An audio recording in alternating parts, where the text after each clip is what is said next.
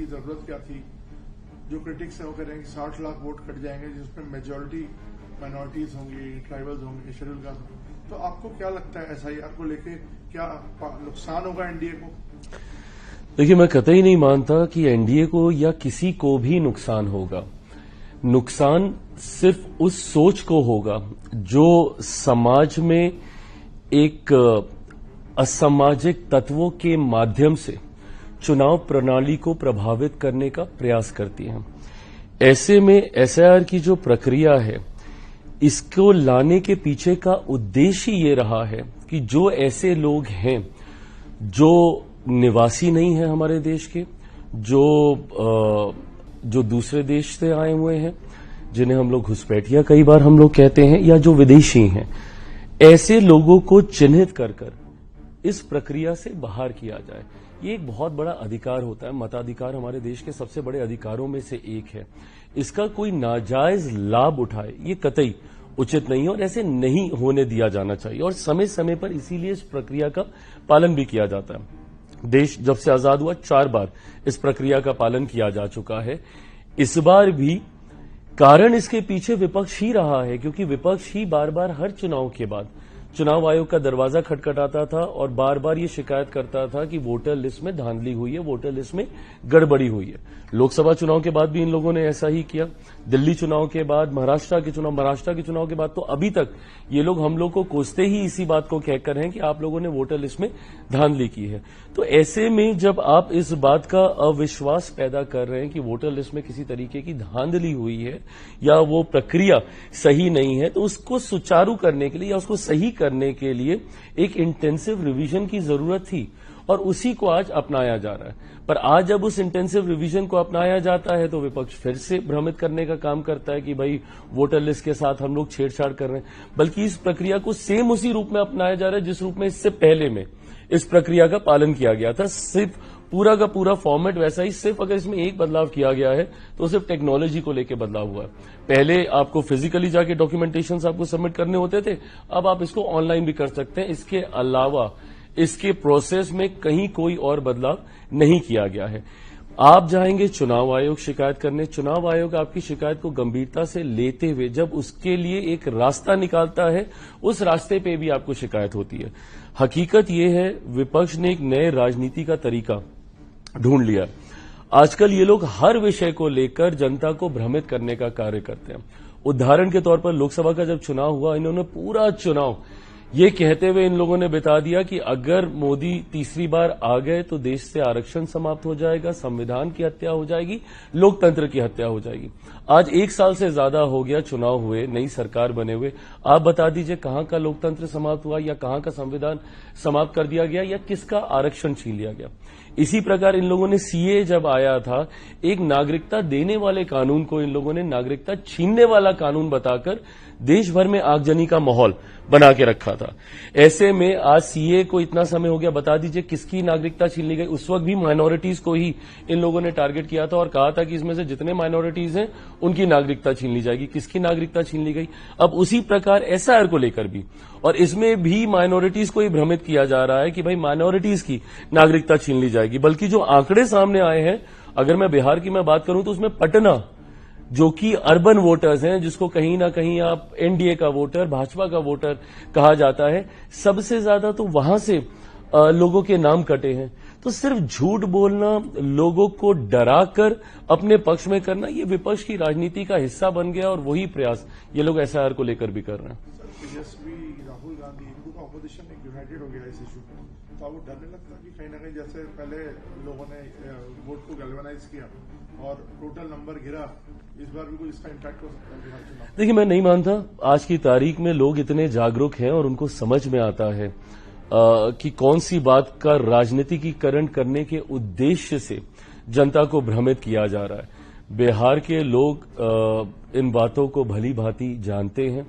विपक्ष को किस तरीके से आपको डराने का कार्य करता है, कई चुनाव में निरंतरता में बिहार के लोगों ने इस बात का अनुभव किया है। मैं नहीं मानता कि बिहार के लोग इनकी इन बातों में आएंगे। इनका ये कहना कि भैया चुनाव से ठीक पहले क्यों, ये देश भर में इस प्रक्रिया को लागू किया जाएगा।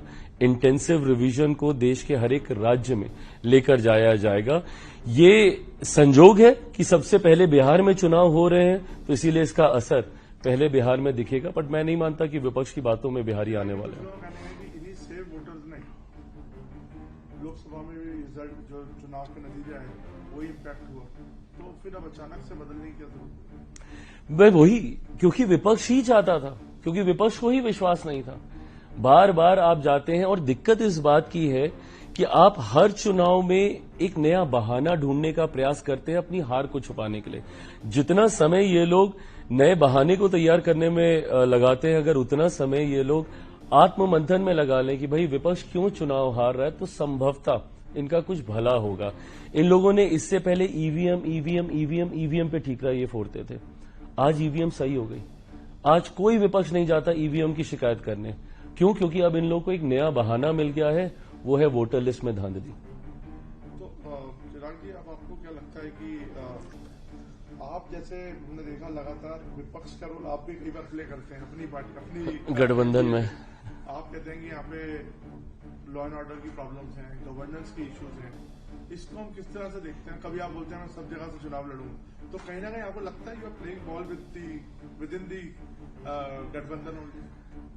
मेरा इतिहास ऐसा रहा है कि मेरी इस छवि को बहुत सहज रूप से स्वीकार कर लिया जाता है कि शायद मैं कोई प्रेशर पॉलिटिक्स कर रहा हूं या with in the alliance I am trying to create ripples. Because 2020 में जिस तरीके से मैंने गठबंधन से अलग होके अकेले चुनाव लड़ने का मैंने फैसला लिया था, हकीकत यह है कि मैं जनता की बातों को गठबंधन के भीतर अपनी सरकार के सामने में रखने का मैं कार्य करता हूं। केंद्र सरकार का मैं हिस्सा हूं, वो मंच मुझे मिलता है गठबंधन के भीतर ही अपनी बातों को रखने का। मैं पॉलिसी मेकिंग का हिस्सा हूं, इसीलिए जब केंद्र सरकार से जुड़े हुए विषय आते हैं तो मुझे कैबिनेट के भीतर वो मौका मिलता है अपनी बातों को, अपने सुझावों को, अपने कंसर्न्स को वहां पे टेबल करने का। पर क्योंकि बिहार में मैं सरकार का हिस्सा नहीं हूं, मैं सरकार का समर्थन कर रहा हूं, मेरा कोई विधायक ही नहीं है, तो मैं सरकार का हिस्सा हो भी नहीं सकता हूं। तो ऐसे में जब ऐसे दृश्य सामने आते हैं जो बिहारियों की चिंता को बढ़ाने का काम करते हैं, जिसमें लॉ एंड ऑर्डर प्रमुखता से एक चिंता का एक विषय कई बार बन जाता है, जिस तरीके से बिहार में आए दिन आपराधिक घटनाएं घटती हुई हम लोग देखते हैं, तो ऐसे में मेरा प्रयास रहता है कि मैं सरकार के समक्ष उन बातों को मजबूती से रखूं ताकि उसके ऊपर सकारात्मक फैसले लिए जा सके, क्योंकि यही वो सरकार है जिसने अपराध को नियंत्रित करने का भी कार्य किया। विपक्ष कई बार मेरी इन बातों को भ्रमित कर ये नैरेटिव सेट करने का प्रयास करता है कि मैं 2020 वाली भूमिका में वापस जाने की मैं कोशिश कर रहा हूं। जैसा मैंने कहा, मेरा इतिहास रहा है, तो लोग भी बहुत सहजता से इस भूमिका में मुझे देखते हैं। पर कतई विपक्ष के ये सपने पूरे नहीं होने वाले।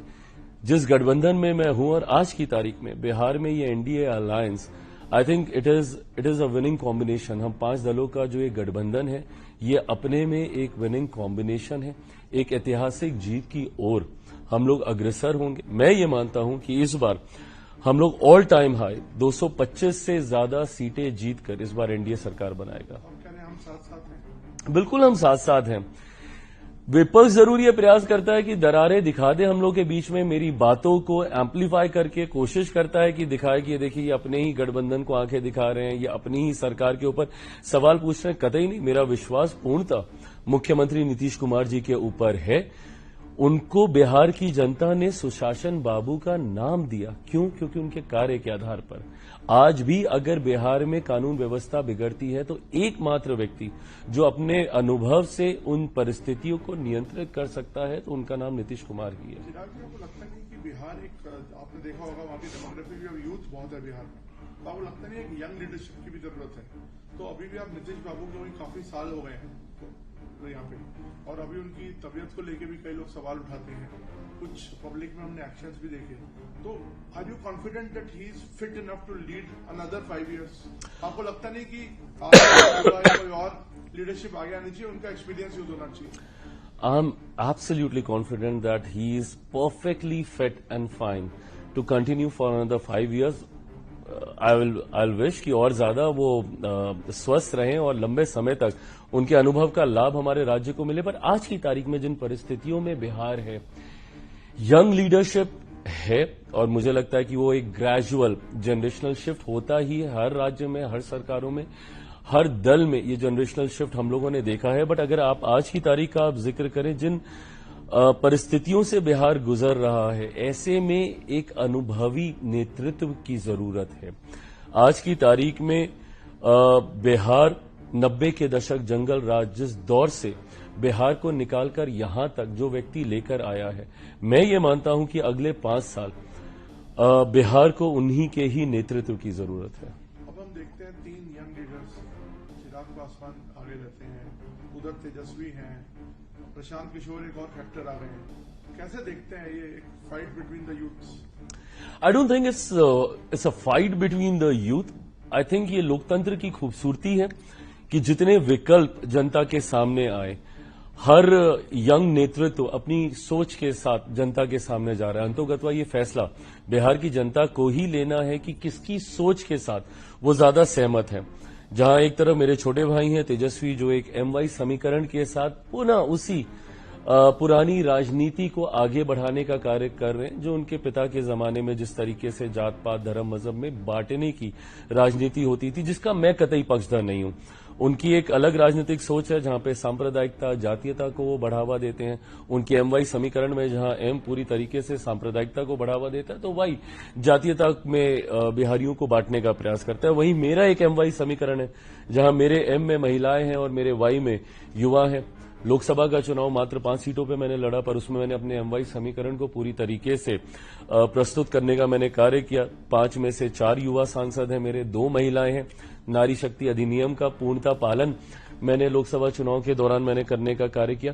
तो ऐसे में अलग अलग विचारधाराएं हैं, अलग अलग सोच है। मैं बिहार फर्स्ट, बिहारी फर्स्ट के साथ बिहार को एक विकसित राज्य बनाने की सोच, विजन के साथ मैं आगे बढ़ रहा हूं। बिहार फर्स्ट, बिहारी फर्स्ट पे मैंने बहुत कार्य किया है। आप बिहार से जुड़ी हुई किसी भी समस्या का जिक्र मेरे सामने करें, उसका समाधान मेरे पास है। कैसे बिहार में हम लोग रेवेन्यू जनरेट कर सकते हैं, कैसे उद्योग लगा सकते हैं, कैसे शिक्षा प्रणाली को हम लोग बेहतर कर सकते हैं, कैसे प्रति व्यक्ति आय को हम लोग बढ़ावा दे सकते हैं, कैसे किसानों की मदद कर सकते हैं, कैसे बाढ़ सुखाड़ से बिहार को हम लोग निजात दिला सकते हैं। इन तमाम विषयों पर मैंने अध्ययन किया है। अभी आपको कौन रोक रहा है सब करने से? अभी तो सरकार में आप पार्टनर हैं, आपका इन्फ्लुएंस है, भी कर सकते हैं ये बात। इसलिए वो जीतने की जरूरत क्या है तुम्हारा? मैं पुनः दोहराता हूं कि मैं बिहार सरकार का मैं हिस्सा नहीं हूं, मैं समर्थन कर रहा हूं। और मैं मानता हूं कि उस समर्थन में आज की तारीख में मैं अपनी सोच को मैं शामिल कर सकता हूं, जो ग्रेजुअली अब करने का हम लोग कार्य कर रहे हैं। एक और बात हम लोग को बिहार के लिए समझने की जरूरत है कि एक लंबे समय के बाद बिहार को डबल इंजन की सरकार का लाभ अब मिलने लगा है। बिहार की यह विडंबना रही है that for the longest time Bihar में विरोधाभास की सरकारें थीं। 2000 का वो दशक आप याद करें, जब केंद्र में UPA की सरकार होती थी, तब बिहार में NDA की सरकार होती थी। 2014 में जब केंद्र में NDA की सरकार आई, तो बिहार में महागठबंधन की सरकार आ गई।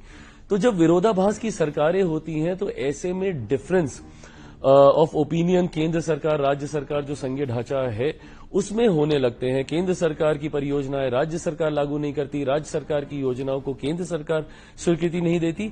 इस बात का नुकसान बिहारियों को एक लंबे समय तक हुआ है। पर आज जब डबल इंजन की सरकार है, आप देखिए कोई सामान्य परिस्थिति नहीं है। मेरे प्रधानमंत्री तीसरी बार प्रधानमंत्री पद की शपथ लेने के बाद तब से लेके आज तक विदिन अ ईयर 8 बार बिहार जा चुके हैं, और जितनी बार जाते हैं हजारों करोड़ की योजनाओं को बिहार के लिए समर्पित करके आते हैं। तो ऐसे में अब धीरे धीरे वो विकसित बिहार बनने की ओर बिहार और बिहारी बढ़ चुके हैं, और ऐसे में बिहार फर्स्ट, बिहारी फर्स्ट का भी एक योगदान है।